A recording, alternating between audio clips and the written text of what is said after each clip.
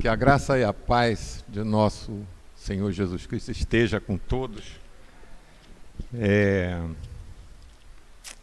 Antes de falar exatamente da palavra, eu queria dizer que hoje faz 16 dias que meu pai faleceu.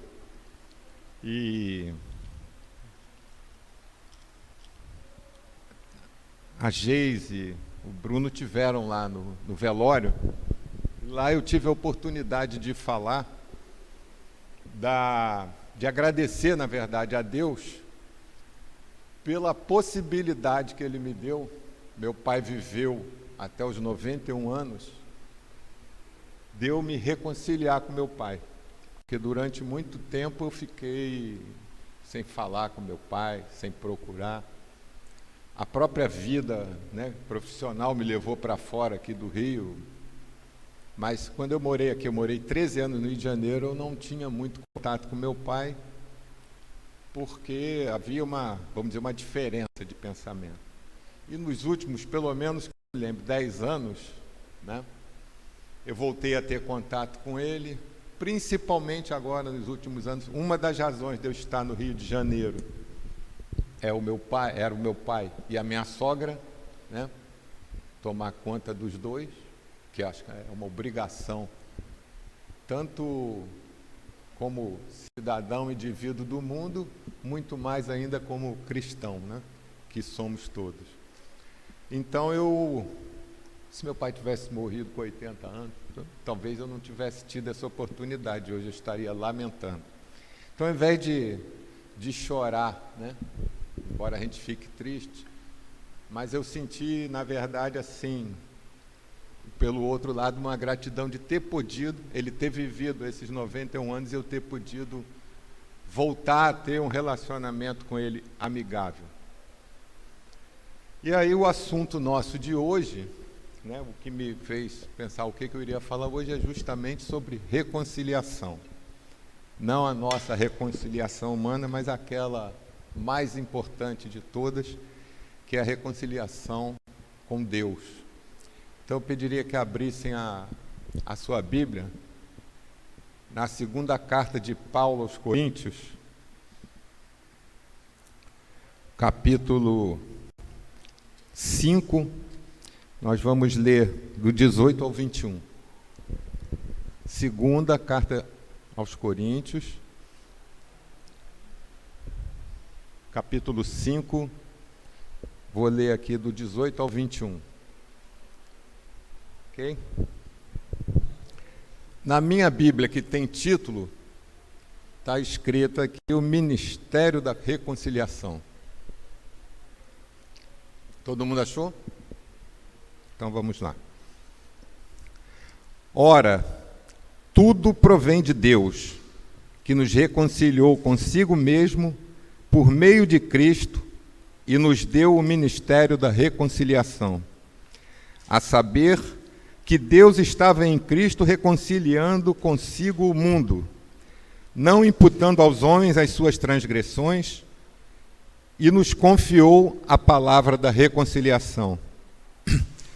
De sorte que somos embaixadores em nome de Cristo, como se Deus exortasse por nosso intermédio. Em nome de Cristo, pois, rogamos que vos reconcilieis com Deus. Aquele que não conheceu o pecado, ele o fez pecado por nós, para que nele fôssemos feitos justiça de Deus. Nesses 4 versículos aí tem muita coisa que a gente pode tirar para nós. Primeiro, a palavra reconciliação. Se tem que haver reconciliação, é porque houve uma separação. Alguma coisa causou a separação. No meu caso, com meu pai, eram as diferenças de pensamento. Mas no caso nosso aqui na Bíblia, o que causou essa separação do homem com Deus foi o pecado.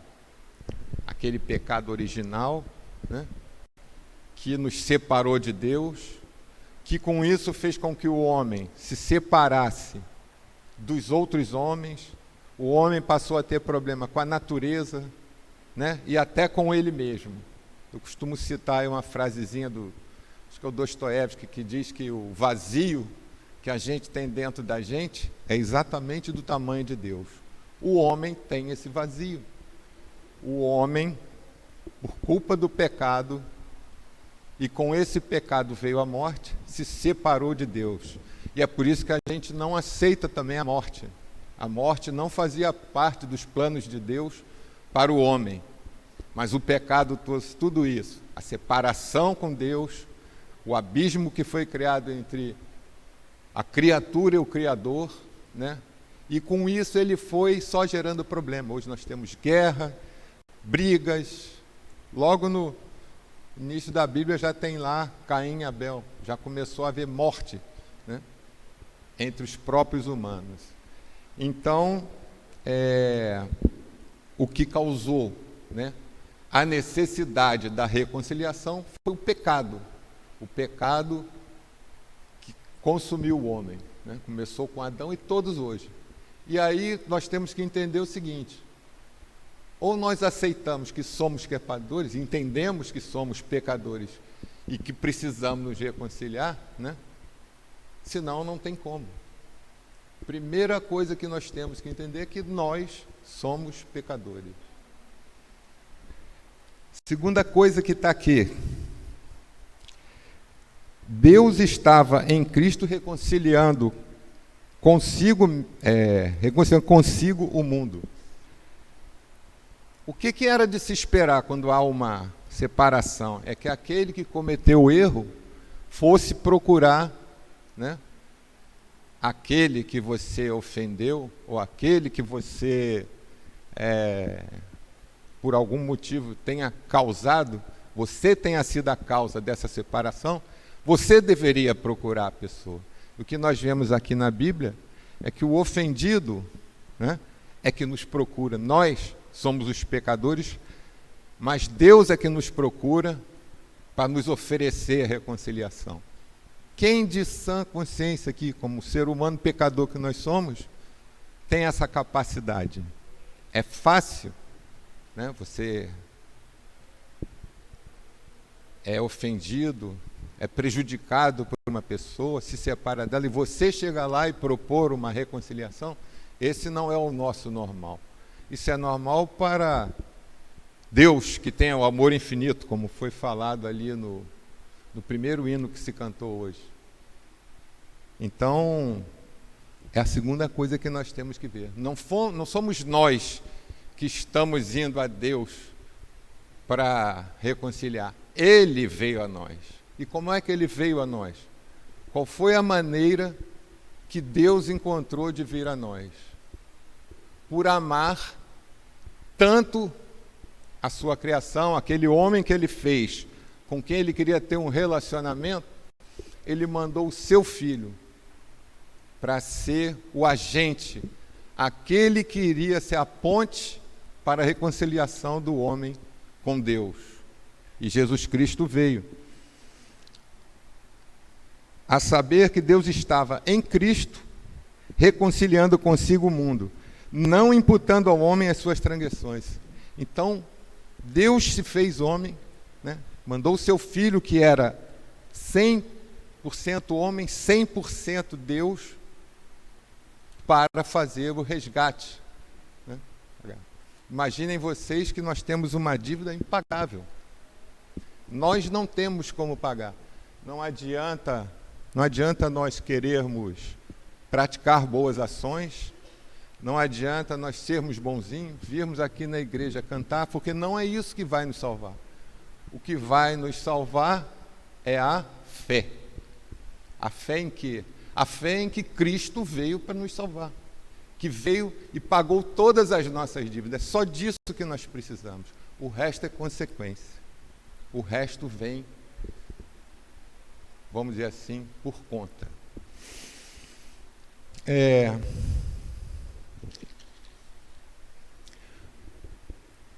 Cristo veio para a terra homem, né? E viveu a sua vida sem pecado. E na hora da sua morte, levou todos os nossos pecados. O Cordeiro de Deus, que tirou o pecado do mundo, que era puro, na hora da sua morte, carregou todos os nossos pecados. E isso nós podemos ler lá na Bíblia e ver, na hora em que Cristo se sentiu só, todo o peso, né, carregou todo o peso dos pecados da humanidade, e ali naquela hora, só, ele sentiu, né, toda a dor, que a gente não consegue imaginar. E eu pergunto, vamos supor que nós tivéssemos uma dívida de 500 milhões, cada um de nós aqui. Para mim é impagável, né? Eu trabalhasse minha vida toda, não iria conseguir pagar. E de repente aparecesse alguém e pagasse essa dívida por mim. Está paga. Qual é a primeira coisa que você pensaria em fazer? Não em relação. Está paga para você e para quem você avisar aí, estou pagando a dívida de todo mundo. O que você faria? Primeira coisa é sair avisando para todo mundo, né? Seus amigos, seus conhecidos. Ó, tem um cara aí pagando a dívida de todo mundo. Não é? Não seria o normal? Você sabe que o fulano ali tem uma dívida, rapaz, tem um cara aí que está pagando tua dívida. O que você tem que fazer? Vai lá e fala com ele. Acredita. Acredita que tu vai ter tua dívida paga. E nós temos esse, vamos dizer assim, esse mérito impagável, né? Esse benefício impagável, e nós temos uma obrigação, que é justamente o título aqui na minha Bíblia do coisa, Ministério da Reconciliação. Se ninguém aqui tem nenhum ministério, acha que não tem, né? Tem o do canto, tem o da oferta, mas cada um tem aqui alguma coisa que faz pela igreja. Mas tem uma que todos nós temos que fazer, somos parte. Vem junto com a nossa primeira relação com Deus, que é nós acreditamos que somos pecadores e que Jesus Cristo pagou os nossos pecados. E a partir de agora nós estamos todos no Ministério da Reconciliação e temos obrigação de chegar e falar para todo mundo. Ó, se reconcilia com Deus, se reconcilia. Tu é um pecador, Ele está te perdoando, Ele está te procurando, Ele quer pagar a tua dívida. Na verdade, ela já está paga, basta você aceitar. Nós somos. Então, se ninguém aqui tem nenhum ministério, não tinha, é porque não lembrava desse detalhe. Nós somos todos do Ministério da Reconciliação. Como vai fazer? Cada um tem seu jeito. Mas com certeza cantando, louvando, vivendo no dia a dia, como trata as pessoas. Uma hora ela vai querer saber por que você é assim. Ah, é porque eu me reconciliei com Deus. Como? E aí você tem que saber o que dizer. Assim, eu assumi que eu era pecador e Ele me ofereceu perdão de todos os meus pecados, não me cobrou nada. Meu nome está limpinho lá no SPC do céu. Não tenho nenhuma dívida. Mas Deus não perdoou as nossas dívidas. Ele nos perdoou das dívidas, porque alguém pagou. Isso é que é importante.